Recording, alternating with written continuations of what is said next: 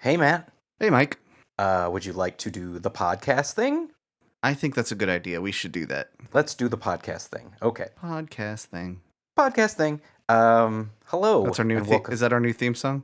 Podcast theme. It's new.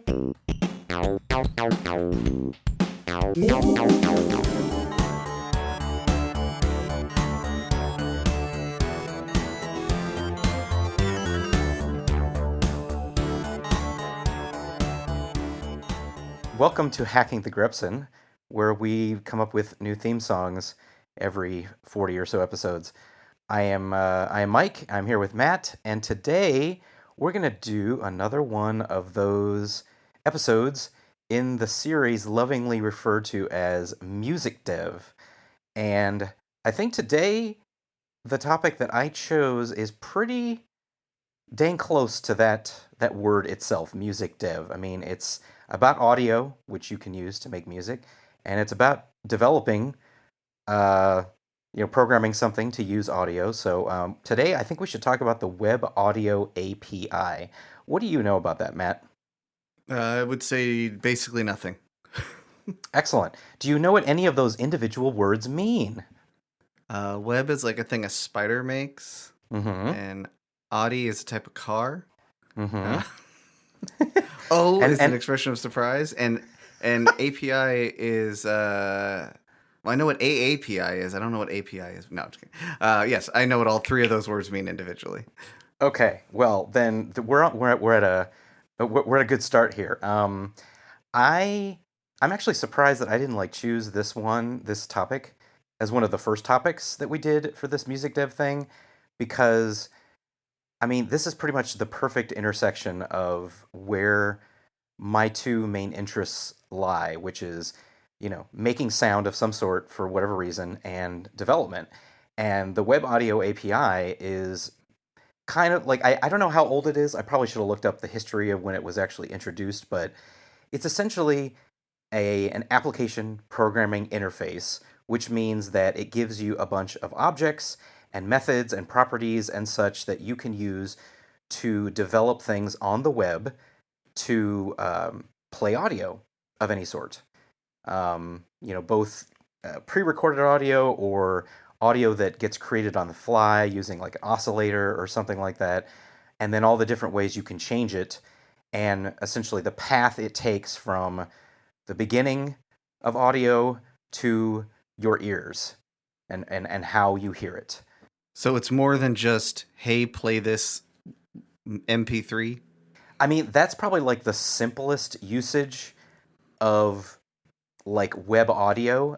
You probably the one element that most people might be aware of is the audio element, which essentially just takes like a source, like an MP3 or a WAV file, and if you say, controls equal true or whatever on it, and you open up a web page, boom, you get a little audio player with a play button and a pause button and a volume slider and all that kind of stuff. I have definitely encountered that before, yes. Yeah, and you can also do the same thing for video. It's just they're two different tags. I'm not sure why it wasn't just one tag called media, but for some reason there's audio and video tags separately. If I had to guess, it's that audio playback is significantly simpler than video playback, which usually also includes audio. Having written a video player myself, I can say that's a pain.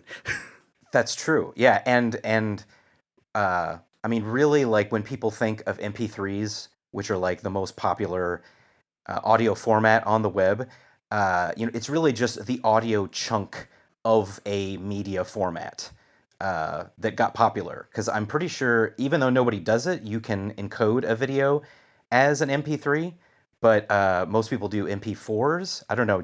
Can you shine some light on that? I believe you are correct. I've never seen it done, and I've had to deal with a lot of different video formats Mm. from my last job.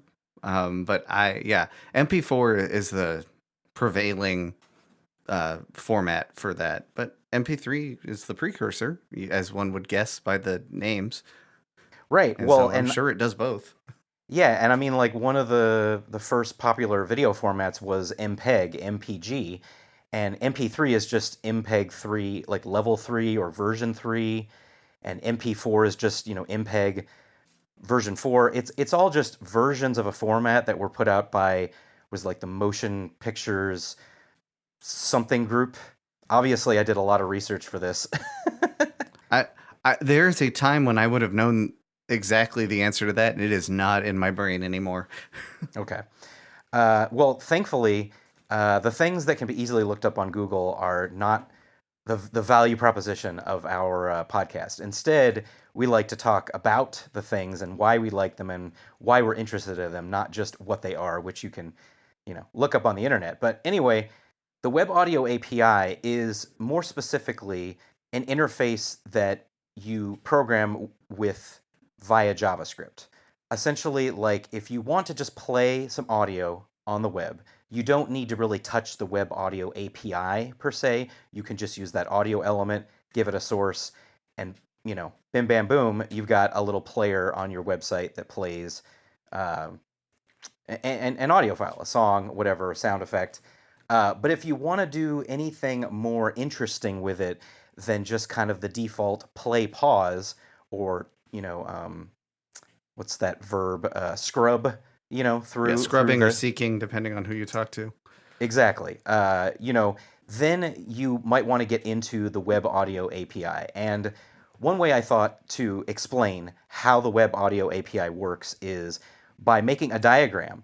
And because this is an audio only format you're listening to right now, that was a huge mistake because nobody can see this diagram that I'm looking at right now, which would be I incredibly can. helpful. Yes, you can, but the people who are not us are listening and cannot see it. So I'll put a link to this diagram, which I'm sure someone else has already made and is on Wikipedia, but this is mine. And I made it in a very cool tool on the web that I had never used before called Excala Draw, which Yep. is, obviously a pun on Excalibur, the legendary sword. Um, and it's just it's a pretty typical diagramming software. Lets you make boxes, arrows going between those boxes to kind of show like the flow of something. But their little gimmick is that their default graphic style makes it look like everything has been drawn by hand. So all the lines are not perfect, and the little dashes are not, exactly 5 pixels separate from each other. The version you're looking at right now is actually only kind of like normal sketchiness.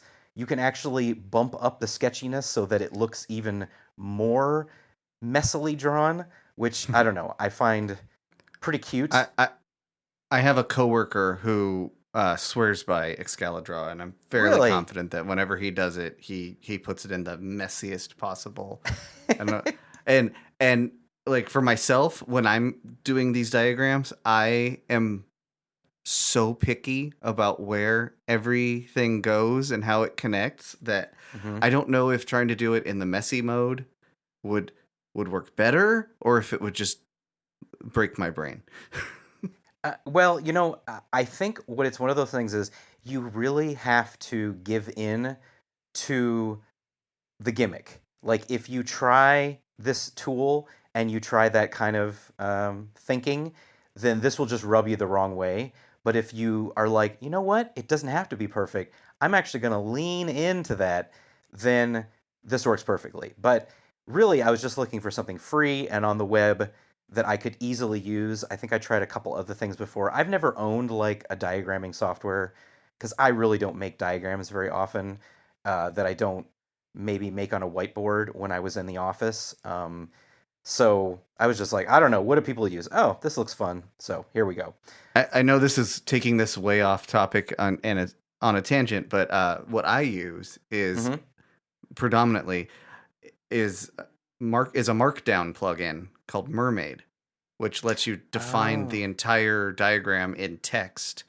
hmm And there's a bunch of similar things. Plant UML is another one. Mermaid seems to be the most popular Markdown one currently.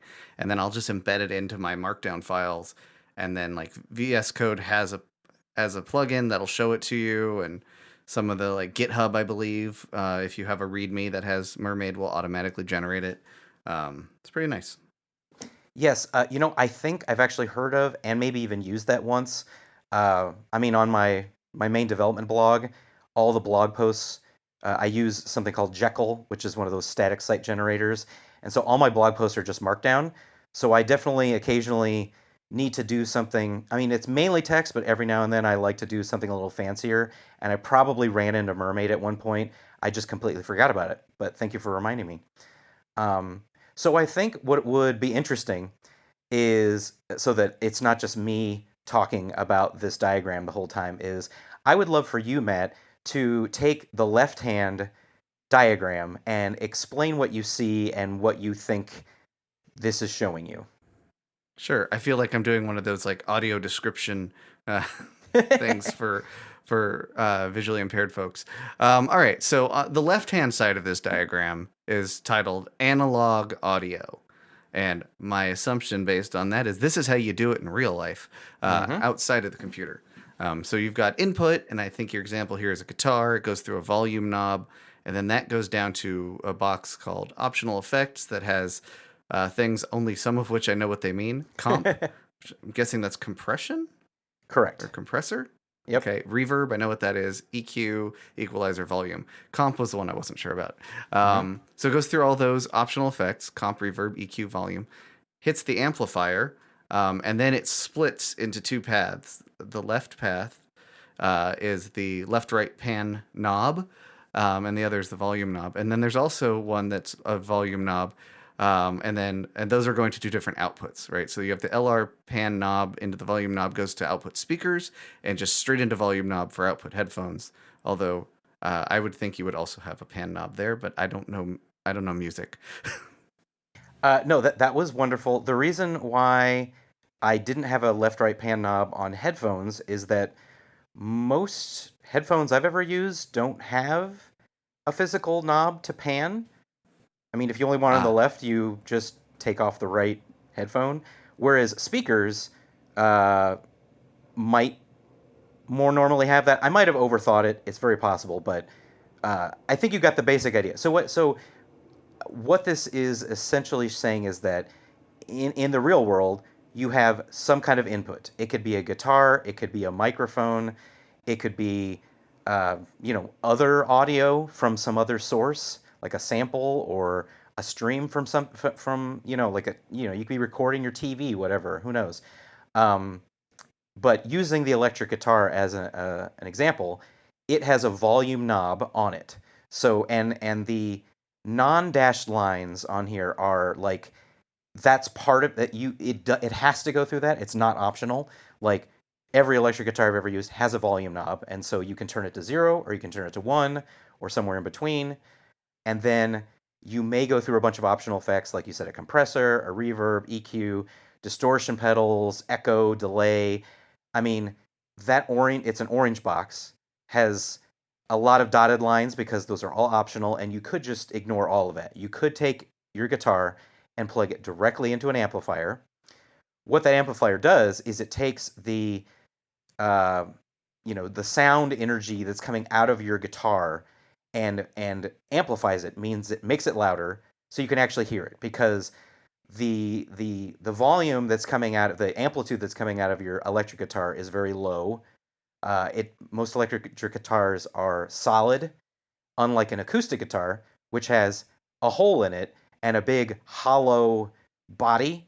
And when you like flick a string on an acoustic guitar, and that string vibrates, which makes some sound, but also that sound goes into the hole of the guitar, bounces around in there, and amplifies it acoustically. The electric guitar doesn't have that, which is why it goes into the amplifier. I had an electric acoustic guitar at one point in time in my life. Couldn't play it worth a darn, but uh, it had both things. Right, I have a couple of those, and those do both of it. It those also have the hollow body, so you can play it without plugging it in, or you can plug it in and get it even louder.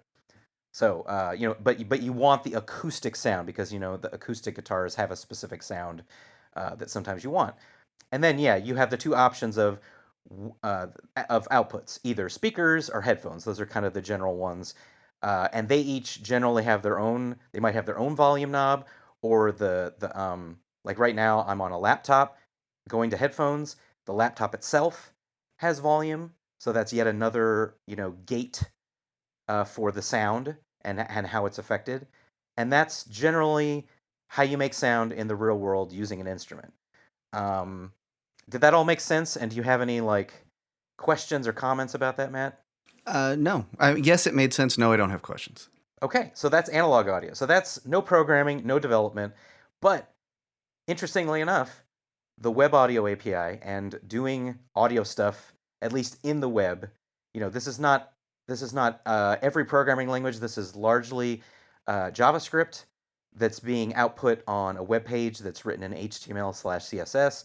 So if you're doing this in something else like C or Ruby, they have their own ways of taking in um, audio information and outputting it to things. But at least as far as the JavaScript way, this is the diagram that it came up with. So on the right side, actually, you know what? Let's go back to Matt. This is an even more fun diagram. I want you to explain what you see and let everybody know how amazing and impressive it is. Well, first off, it's just a beautiful picture. I'm so impressed. All right, this half of the diagram is entitled Web Audio API. Mm-hmm. Its input. So the previous input in analog was guitar. Here, your example is a MIDI keyboard Mm-hmm. or MIDI keys. That goes through again a volume knob, and then it hits something which apparently is a function based on the way you wrote it, called MIDI access, and then Correct. that hits this giant green box, which ultimately goes out into output speakers headphones, and then Mm-hmm. inside the giant green box is from MIDI access it goes to oscillator node, which goes down into optional effects. There's also two other things that apparently just go in: audio buffer source node and media stream audio source node. All those three inputs go into optional effects, in which you have a dynamics compressor node, uh, convolver node. Yeah, I really don't know Mm-hmm. what that is. Wave shaper node. I understand that one. Biquad filter nodes. I could take a guess. And panner node. Pretty sure I know what that is. Gain node would be for the gain. Coming out of the optional effects, it hits the gain node, and then has an audio context destination, which then goes to the output speakers. And then there's just this uh, lonely box next to all that just says audio context. It's very I don't know what lonely. that's for. Well, so the lonely box is mainly because I wasn't sure how to like add a label to the big green box, but that's what that is. Aha. It's essentially saying that all of that stuff in the green box is a part of an audio context object. That makes sense. Okay. So an audio Uh, context object has a oscillator node and has a gain node. hmm but it doesn't have the MIDI keyboard or the volume knob or the MIDI access. That once again, due to space and just this could have been clearer, but basically what I'm showing is three different types of inputs. Mm-hmm. Uh, the oscillator node is being fed by the MIDI keyboard. The audio, and that requires a MIDI access object, which is essentially like your browser asking, can I talk to this MIDI controller? Like, can I listen to what it's sending me?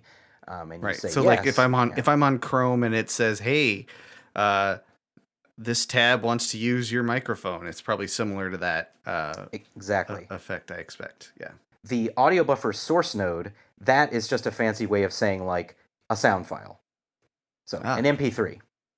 I would have Um, thought that was media stream audio source node, but maybe that's for a stream as opposed to a file. exactly. That's for if you're streaming something like real time, like with a microphone or something like that. You can literally just say, turn on the microphone, and I'm going to start talking, and it's going to go into a media stream audio source node and then do all the rest of the stuff. Um, Aha. Yeah, and then so JavaScript basically has audio buffers, which are a kind of array buffer. It's just that it has audio type data in it, and that's what and then that goes into the big orange box of optional effects. The dynamics compressor node is the same as a physical compressor. Convolver node is analogous to reverb. Wave shaper node is actually analogous to distortion. Uh, so if you want to like totally bump the wave file that your audio is making, so it clips and makes that distorted noise. That's what that's for. And So then the that would let you biquad. change like your typical like sine wave into like square waves or triangle waves to get the various sounds. Exactly. Yes. Although oscillator nodes, thankfully, already have all of those built in. You can just make an oscillator node and say, give me a sine wave, a square wave, a triangle wave. The wave shaper node is more like if you want to give it distortion if it doesn't already have distortion. Um, Gotcha, gotcha. yeah. Or to make more custom kind of wave shapes. And then biquad is the EQ. Um, Okay. and then panner node is panner is panning left and right. And so all that's optional. So you could just have an oscillator node with a sine wave set to like a certain frequency, going E, and then skip all that orange stuff and go right to a gain node, which just gives you a volume level. And then that goes into the audio context destination, which you have set up to be, whatever the output of your device is. And then all of that stuff is inside an audio context object. So you could have multiple audio contexts on the same web page for various reasons. But the point of this, I mean, if you're listening so far and none of this quite makes sense, looking at the diagram that we'll link in the show notes will make sense. But my main point is that in the real world, you have inputs. They go through various effects potentially that change the sound of whatever your input audio device makes, and then they go into some kind of output. On the web, using the Web Audio API and in JavaScript, it's basically the same thing. You have some kind of input, be it a raw digital wave like a sine wave, or a sound file, or somebody recording into a microphone. It's different kinds of inputs of audio information. They go through optional things that can change how they sound, how loud they are, whether they're on the left or the right side of the stereo field. And then they go into a final gain node, which is essentially your volume switch for the whole thing. And then that goes to some kind of output. Obviously, this is a very high overview of how this works, and there's many different things that you could do with this. Some of the things I've done with it are in the music guessing game that I made, Nebutal, or the Sound Lister web app, which is essentially give it a bunch of audio files and it will make a playlist on the web for you. Just generally uses the audio element, but it uses JavaScript to kind of change like which audio is loaded, changing it between different audio files in a playlist. Going previous track, next track, pausing, shuffling, repeating, all that kind of stuff. For Nebutal, it would do something like play the first second, play the first 2 seconds, right? Exactly. Yeah, Exactly. okay. Those use cases make sense to me, right? You're taking existing sounds, Mm-hmm. existing media files, and you are processing them dynamically to Mm-hmm. do something such as building a playlist. Or, I assume if you wanted to do fading from one track into another, if you had a video game, that's the kind of place where you do this. Mm-hmm. But I know you also use what is it, Logic Pro or one of those types of like just audio programs. And where I, looking at this picture initially, was surprised was to see the MIDI keyboard coming into this web audio API when I know you have, and we talked about it in our libraries episode. There are full on programming environment, or not programming environment, music development environments Mm-hmm. for that kind of thing. So why would you choose the web audio API for dealing with like your MIDI keyboard input as opposed to something like Logic Pro? Well, if you just wanted to record a song using your MIDI keyboard, yes, I would probably use something like Logic, um, or Ableton Live is another one. Pro Tools, Cubase, those are all digital audio workstations, and they're perfect for hitting record, playing a bunch of notes on an instrument, hitting stop and going back and listening to that for me locally that I would then export to an MP3 and share with someone. The web audio API, on the other hand, is great for building interactive audio using web apps that you can then share on the internet. For example, I made a a web keyboard that is called Keyboard, Keeboard, because obviously the real word is taken. And if you go to it, it's essentially it looks like a piano, and you can click with your mouse, you can tap with your finger if you're on a touch device, or you can use the actual physical computer keyboard, like the QWERTY keyboard, or you can use an actual MIDI controller to play that piano, which is on a web page. Obviously, I can't do that in Logic Pro. That's just for me. But if I want other people to do something with it, you need something like the Web Audio API to essentially take all those inputs and then make sound on a web page and then have it output where you want, because and then it also has all those orange boxes. There's like reverb and there's compression and all that kind of stuff, and it's all, it's like little things that you can click on a website with a little slider, drag it up, turn it on, turn it off. It's about building interactive web apps basically. Right. So you would be inclined to use that with the MIDI keyboard or whatever if you wanted to make a similar experience to what you might find in like GarageBand, Mm-hmm. but provide it to other people via a web page. Exactly. Okay. That's a great way to put it. It's like making the piano version of GarageBand on the web. And then you could also do something like a soundboard if you wanted, so that you have a bunch of different audio devices, or I could see like a drum kit type thing. So Yep. I see the use for this now. Yeah, it's like it's about making interactive musical instruments on the web. That's essentially what you would use this for. Another thing I've used it for, much less well, much less web audio API and more like binary file API, is this other website I made called Audio Hash. What Audio Hash does is it lets you, using like a file upload, create up to 10 file uploads on a page and then hit a button, and it takes a smidgen, like a random smidgen of, which is a technical term for, a certain number of seconds of one of those audio files, and mashes it or hashes it together to make sort of like a mix of those. So I could put like the 10 tracks of an album up and say, make a hash out of this or a mix out of this, and it will go and grab random bits of each thing, slam them all together, and then write out a new wave file using essentially like the file write read capabilities of JavaScript. Um, but also, before you do that, you want to be able to listen to each of them. So essentially, they're like tiny little music players. So you upload it, you look at, I want 10 seconds of this, 20 seconds of this, 30 seconds of this, blah blah blah.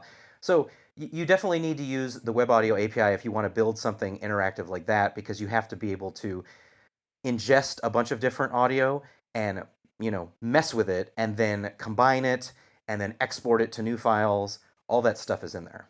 Interesting. Have you ever read the book by Douglas Adams called Dirk Gently's Holistic Detective Agency?